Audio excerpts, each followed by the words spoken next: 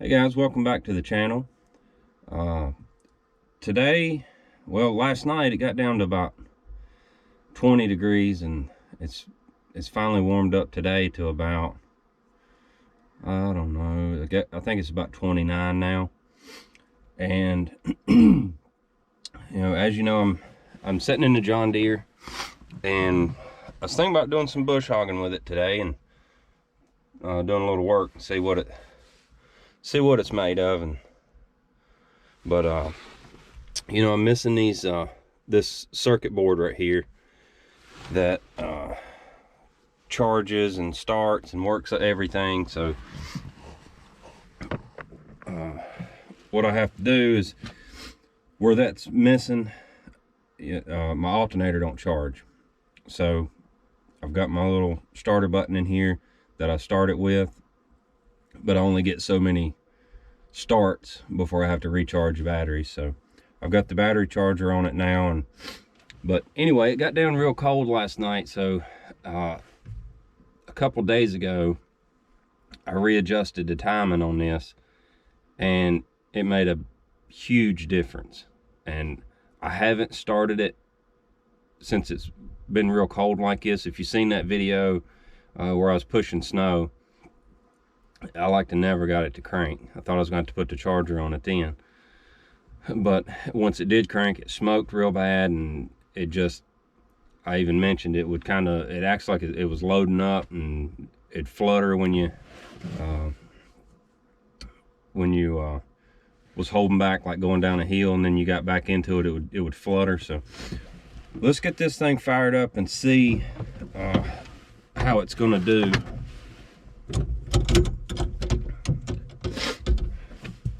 As far as cranking in the cold weather.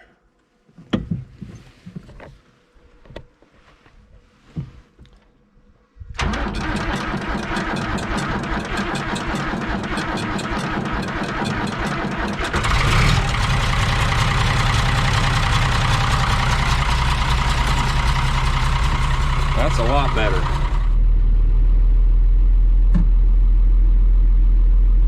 It has another issue that I need to ask all you John Deere guys about. If you watch the loader right here when I raise it up, well, of course now it ain't gonna do it, but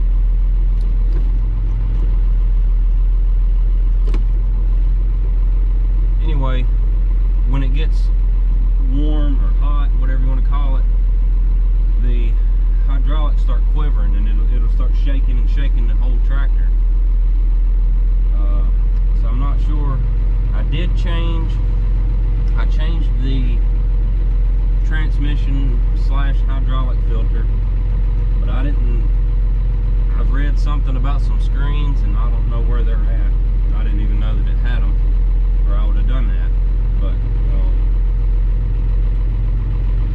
yeah, I need y'all's advice on that. Maybe here in a little bit it'll do it, and you'll be able to see what it's doing. But it does it in the rear lift and the front loader. And this tractor does have a front mounted hydraulic pump, but I don't know if it has one in an internal pump or not. Yeah, adjusting that timing made a big difference. See, no smoke. Normally it would just, you'd been able to look behind you and see it looked like a freight train just come through.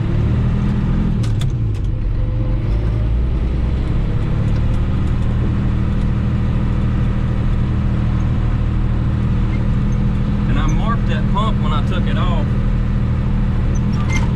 but I scribed it on the paint, and then the paint chipped off, so I lost my mark.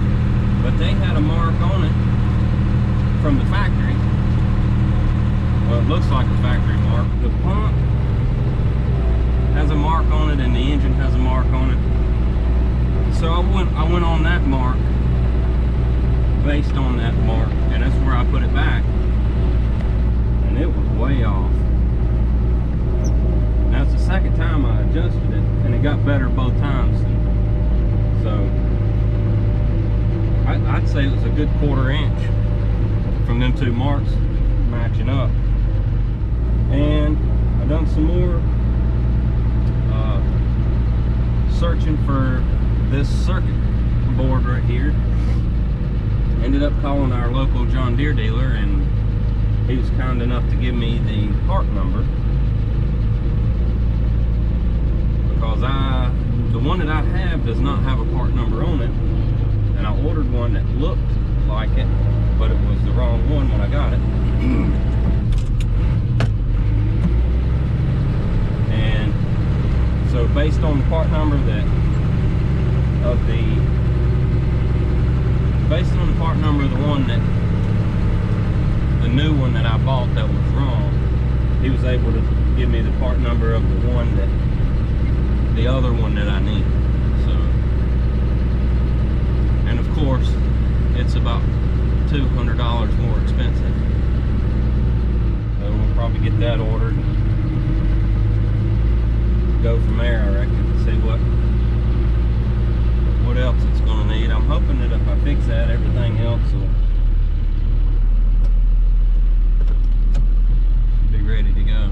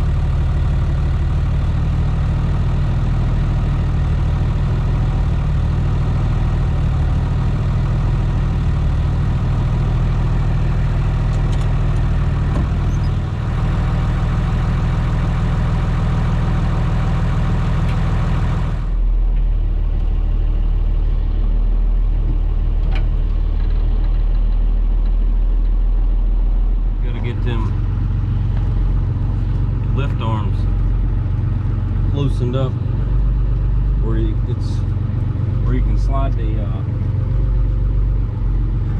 what's that called? You can slide the eyelet part out. It makes it easier to hook up, and it's supposed to slip back into place, and it's got a pin in it. I use that on the 4610 a lot.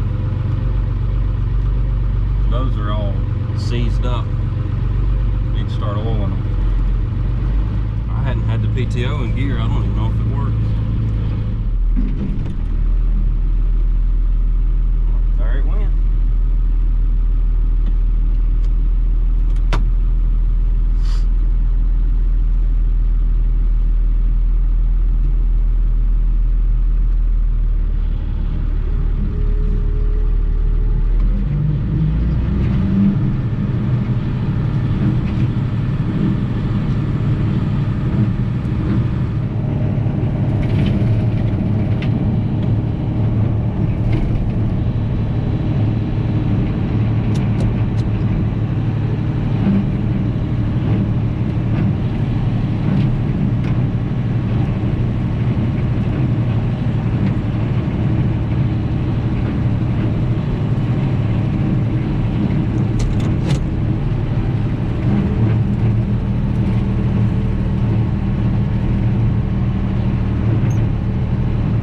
bush hog needs a little work on it.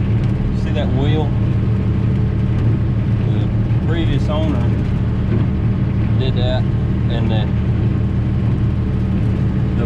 the shaft that runs up and down on it there is smaller than the hole, and it gets galled up in there and hangs up.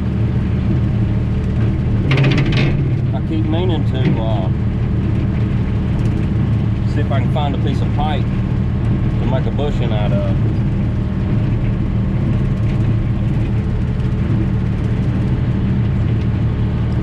Then I got that slide over there tore off. It's hard to find time to do it all.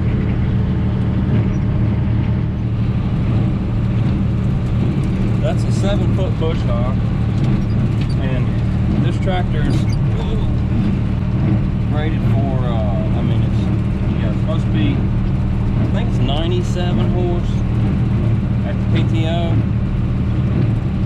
So, yeah, it should handle that bush hog no problem, and it is. So this piece of property was given to us by my wife's mom and dad, and we got married in this bottom right here. It was about 135,000 degrees that day. June 28th. We mowed all of this with finish mowers.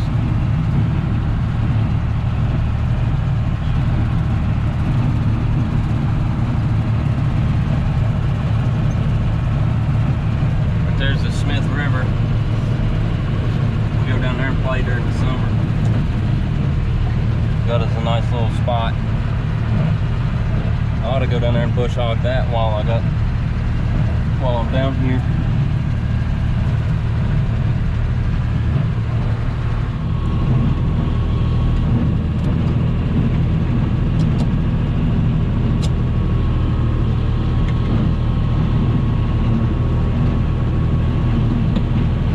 Remember, I got a cab and I can't just duck. I'm gonna tear the cab up.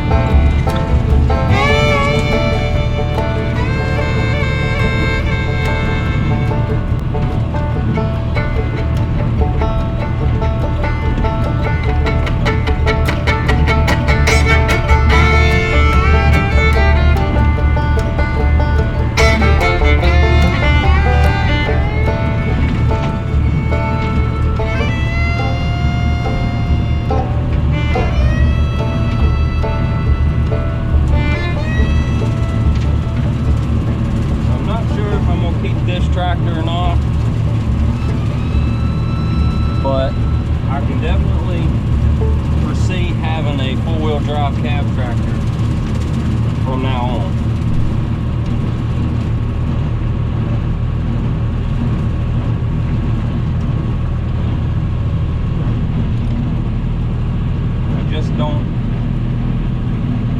Just not sure if, you know, if I need a 100 horsepower tractor,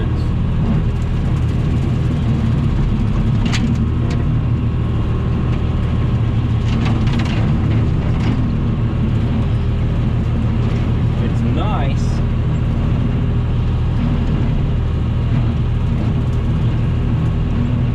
but I mean, I just don't. This right here pulls the hardest of anything that I've got.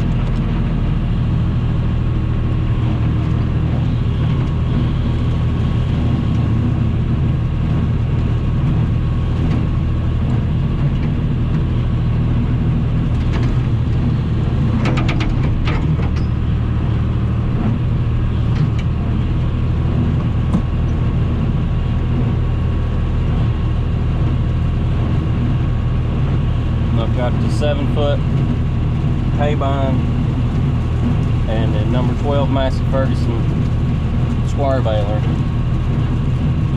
I used to have a round baler, used to have a disc bind, 8-foot disc bind, but I sold all that and got out of the hay for a while, and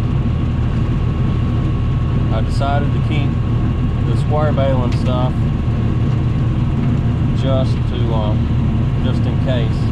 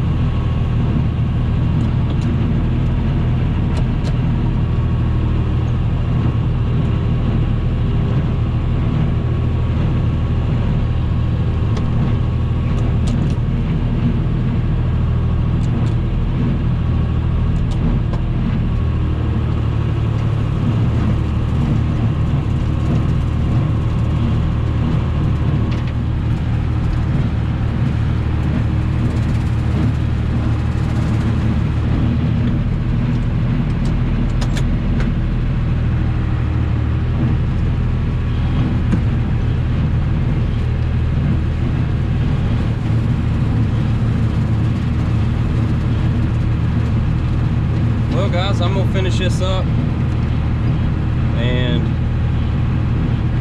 I guess my impressions on this tractor is it's good so far, except for all the things that was neglected on it that I'm gonna have to sort out.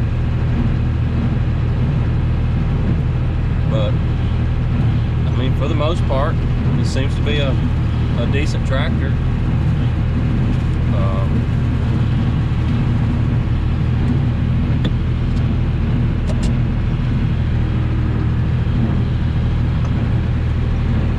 I hope you guys enjoyed it, and if you did, give it a thumbs up, and if you hadn't already, go down and subscribe. We sure would appreciate it.